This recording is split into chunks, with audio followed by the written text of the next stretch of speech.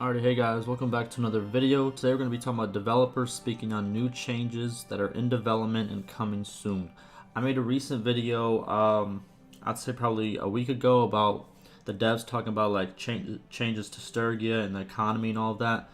And now I have another video pretty much. So the same guy who made the other Reddit post from my past video, he made another Reddit post. And all he pretty much does is he compiles a lot of forum posts by the devs and puts it all into this one section, right? So you guys go check his post out, show him some love. The link's gonna be in the description, right?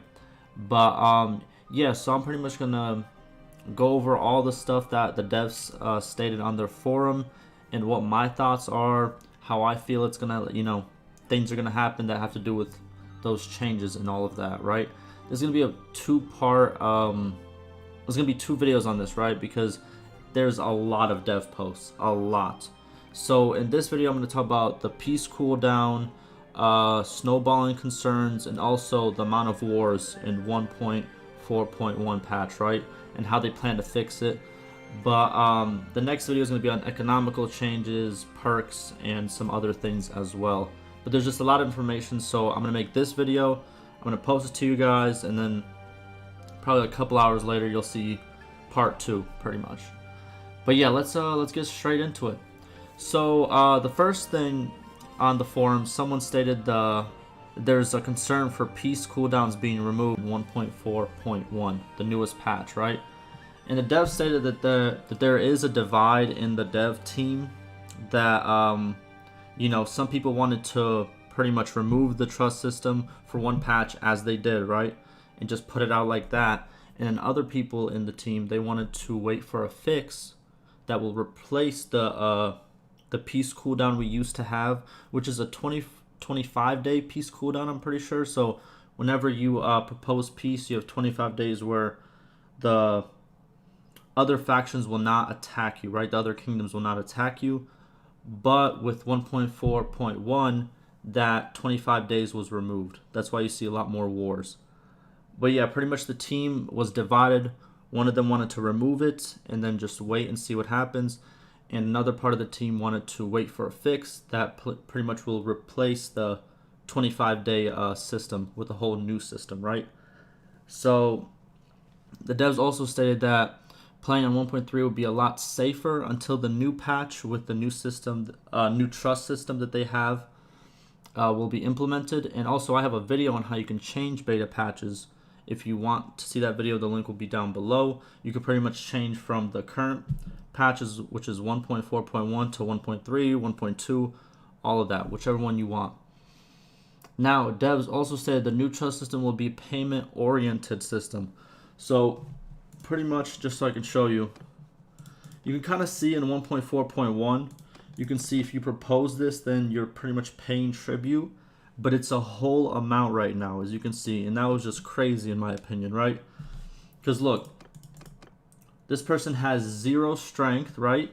But if we propose this, we're going to be receiving, what is that, 2 billion? I think it's billion, right? Yeah, about 2 billion in dinars, which is insane. But pretty much what they stated on the forums was that the new trust system will be payment oriented, but it will be kind of like payments daily.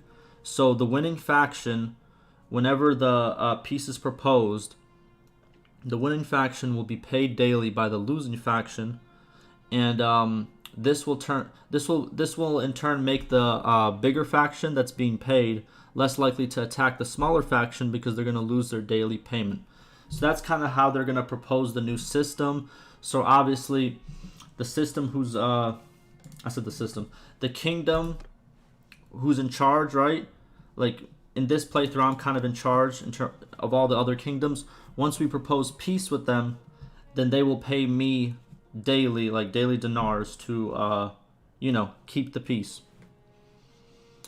Oh yeah, so the devs, they also stated that these changes are currently being made and can take up to a week to finish, but it will take a little bit longer to release also. So expect it in the next 2 patches, I'm pretty sure, or the next 1 patch, depending when the next patch will come out, because they are patching it kind of like either 2 times a week or 1 time a week. So in about 2 weeks, I expect to see this new trust system being implemented.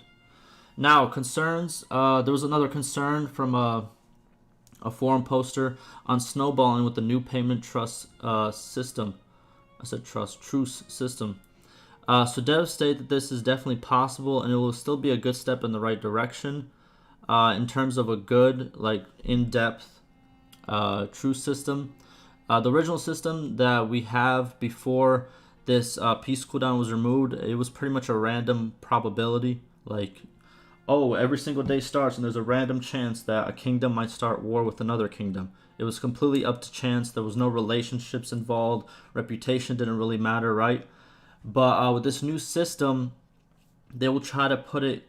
They will try to like take a step into a complex diplomacy system where, you know, you can gain reputation with them. You can have truces. You can have you know, wars that end with peace, and then, you know, there's tribute paid. It's going to be more complex, and I think overall in the future it's going to be made into a very solid system. But this is just the beginning. We're like on the stepping stones right now when it comes to this you know, peace and war system that we have going on right now in the game.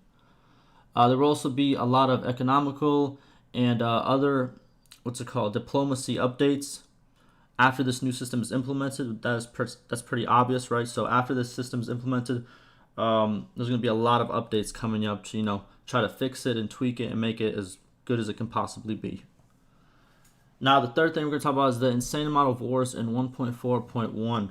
So obviously, this was crazy. So I looked on the forums, and the devs, they pretty much gave us two graphs that showcase like the number of concurrent wars between kingdoms. And what I mean by this is like the number of wars that one kingdom is in with another kingdom. As you can see, I'm at war with 6, which it shouldn't be like this.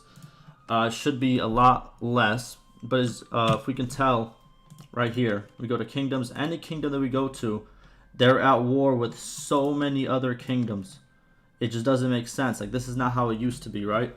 And pretty much, I'm going to put the graphs on the screen right now. And as you can see, in 1.3, the average of concurrent wars that's going on in the world is 4. And that pretty much means that each kingdom is fighting its own kingdom. So it would be like the Azerai are fighting the Sturgians, the Batanai are fighting the Khazaits. They're all fighting an individual war, but they're not intersecting as much, right? But in 1.4, the average concurrent wars is 11, which pretty much means that each kingdom is pretty much fighting 4 other kingdoms, 3 to 4 other kingdoms at the same time. So the Azerai, they're going to be at war with the Khazaits, the Northern and Southern Empire. The Sturgians are going to be, you know what I mean? They're going to fight a lot more people at the same time, which, you know, is a problem right now. And the devs also stated that economical snowballing and other problems are caused by this constant war 1.4.1.